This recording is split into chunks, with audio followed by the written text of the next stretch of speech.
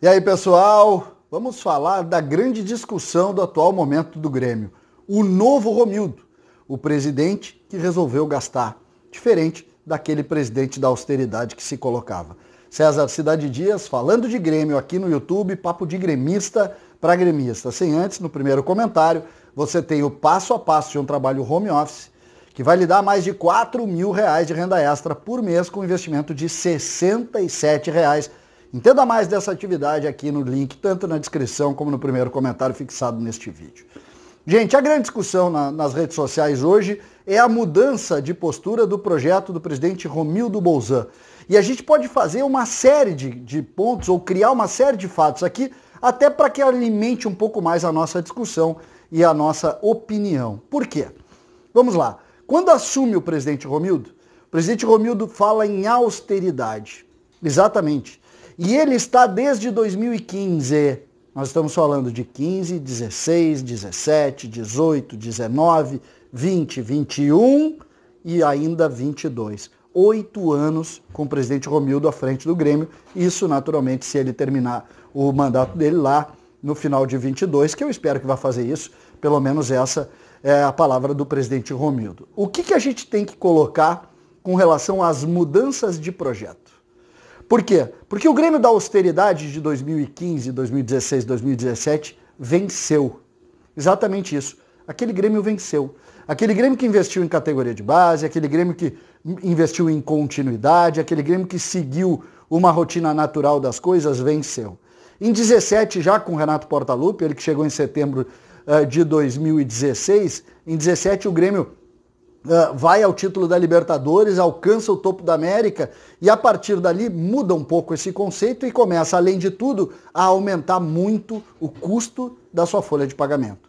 O Grêmio sai de 6 milhões de 2015, início de 2016, e chega a 12 milhões no ano de 2020, contratando uma série de jogadores que nada tem a ver com legados ao Grêmio. Uma série de jogadores. A gente não vai vir aqui, não quero falar sobre isso. Mas não é verdade também quando a gente diz simplesmente agora o presidente resolveu investir. Não.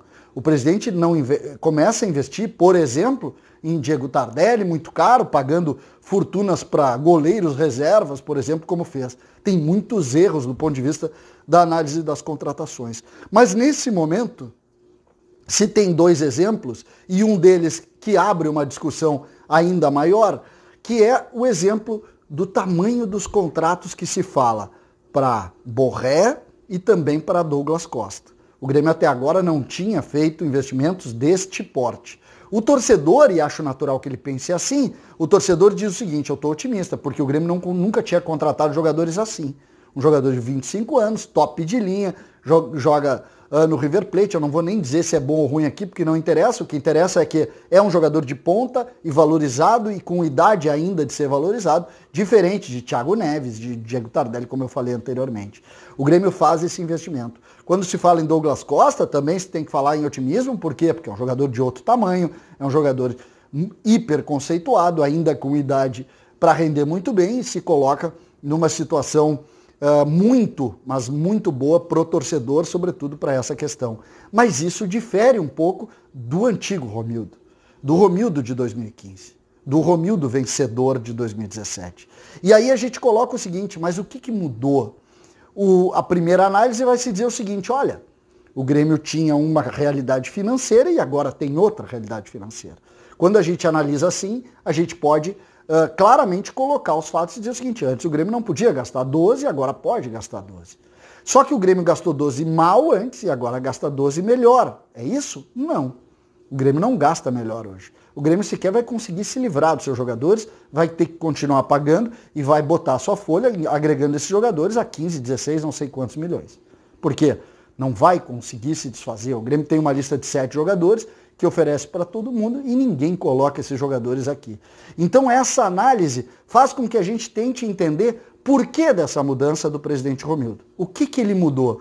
Quando ele fala em projeto que agora será assim, eu pergunto, agora em relação a qual Romildo? Agora em relação ao Romildo de 2015 ou agora em relação ao Romildo de 18, 19 e 20? Qual é o Romildo que vai mudar agora? E qual lado ele vai? Quando ele contrata a Rafinha, depois de tudo que ele mesmo disse, ele deixa com que o torcedor pense, o que mudou? Mudou alguma coisa? O que tem aqui? Qual Romildo nós vamos discutir aqui? Nós vamos discutir o Romildo que botou goela abaixo do Conselho de Administração, Thiago Neves e Robinho? Ou nós vamos discutir o Romildo que chegou lá e disse assim, eu não vou pagar mais 50 mil reais a mais para o Barcos porque eu não quero mais gastar. Qual é o Romildo? O Romildo que apanhou em 2015, mas venceu em 16 ou 17? Ou o Romildo que está sendo aplaudido agora porque está trazendo um jogador caro e terminando com o meme que coloca, os valores assustam. Qual é o Romildo que nós vamos querer abraçar? Qual é o Romildo que o torcedor está olhando? Por que mudou? Por que a gente hoje discute uma situação de otimismo? Por quê? Porque, a grosso modo, o time melhora quando tu agrega jogadores. O time melhora. Mas o que isso tem representação para o futuro? O que a gente pode prever para o futuro? O presidente Romildo sai no final do ano que vem. E aí? Por que essa mudança? Aonde a gente pode estar entendendo essa mudança como algo importante para o futuro do Grêmio?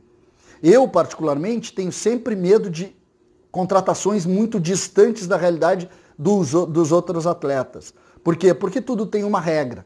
Tudo tem uma regra. Quando tu coloca um jogador recebendo muito mais do que outros, tu naturalmente, quem está fazendo bem aqui e são jogadores vitoriosos, eu vou pegar o exemplo de Michael e Jeromel, naturalmente tu vai colocar uma pressão em quem chega de forma importante. Dá para resolver? Claro que dá para resolver.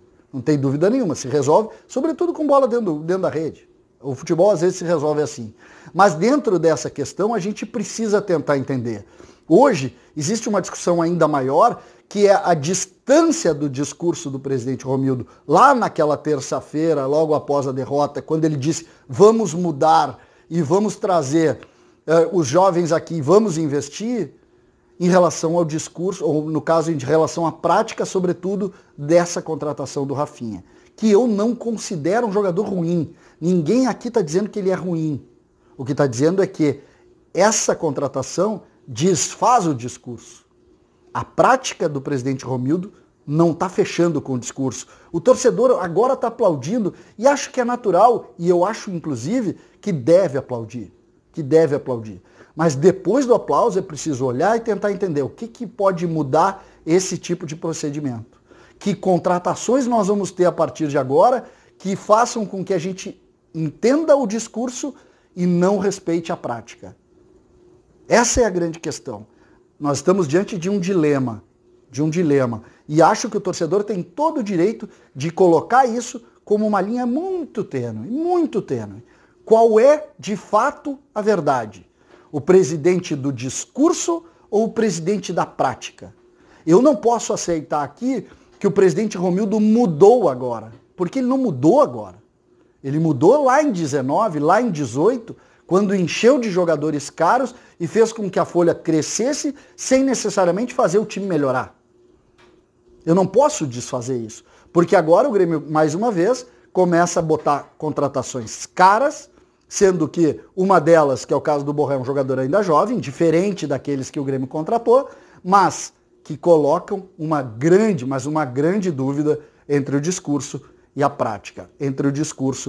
prática. Essa relação é preciso que a gente coloque neste momento. Depois do fato, é uma barbada. Eu quero ver a gente discutir antes do fato. E hoje eu não sei em qual Romildo eu acredito. O Romildo da prática ou o Romildo do discurso. Por quê?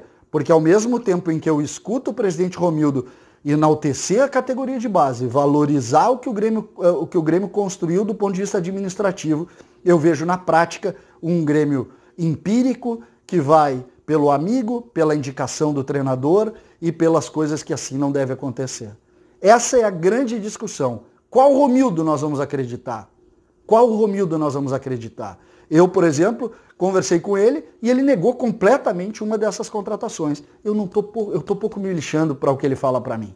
Agora, quando eu discuto a prática e discuto o discurso, eu preciso obrigatoriamente tentar ficar de um dos lados. Eu preciso disso. Eu não posso simplesmente dizer, deixa que as coisas vão se arrumar e as pedras vão ser colocadas no lugar. não consigo fazer isso. Então eu preciso trazer para vocês, para que a gente discuta, sempre lembrando, isso aqui é um papo de gremista para gremista, de torcedor para torcedor, e todos têm um objetivo, ver o Grêmio melhor. Eu, neste momento, não sei o que vai acontecer nos próximos dias. Eu não sei se a prática antiga, essa prática do Romildo pós-2018, vai valer, ou se a prática e o discurso lá de 2015, que é o discurso vencedor do mesmo presidente, vai valer. O discurso daquela terça-feira lembra 2015. A prática de hoje, de ontem, de anteontem, lembra o Grêmio perdedor de 18, 19 e 20. César Cidade Dias falando de Grêmio aqui no YouTube.